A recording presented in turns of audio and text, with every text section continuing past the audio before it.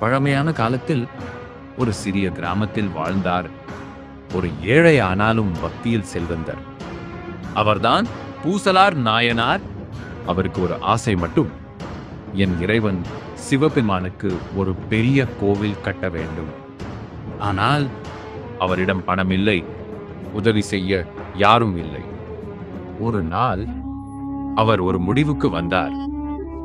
நான் கோவில் கட்டுவேன், ஆனால் அது என் இதயத்தில். அவர் கண்களை மூடிக்கொண்டு ஒரு கல்லையும் வைக்காமல் மனதிலேயே கோவில் கட்ட ஆரம்பித்தார். அடித்தளம், சுவர்கள், கோபுரம், சன்னதி. ஒவ்வொரு நாளும் அவர் அந்த கோவிலை மனதில் கட்டினார். அது சாதாரண கோவில் இல்லை, மிக அழகானது, மிக பிரம்மாண்டமானது, தேவலோக கோவிலை விட சிறந்தது. இதற்கிடையில் திருப்பம் தொடங்குகிறது. அதே சமயம் ஒரு பெரிய மன்னன், நான் உலகிலேயே பெரிய சிவன் கோவில் கட்டுவேன் என்று முடிவு செய்தார்.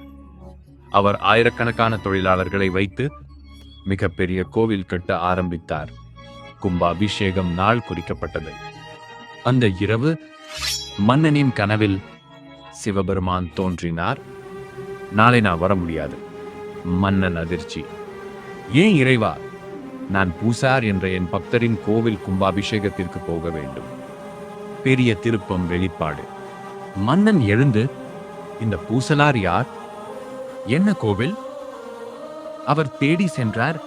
அவர் கண்டது ஒரு ஏழை மனிதன், ஒரு குடிசை, எந்த கோவிலும் இல்லை. மன்னன் கேட்டார், உங்கள் கோவில் எங்கே? பூசலார் சிரித்தார், என் இதயத்தில், முடிவில். அந்த நேரத்தில் மன்னன் புரிந்தார், உண்மையான கோவில் கல்லால் அல்ல, பணத்தால் அல்ல, பக்தியால் கட்டப்படுவதுதான். இறைவன் ஏன் அவரை தேர்ந்தெடுத்தார்? ஏனெனில் அவர் கட்டியது கோவில் இல்லை, அவர் கட்டியது அன்பு.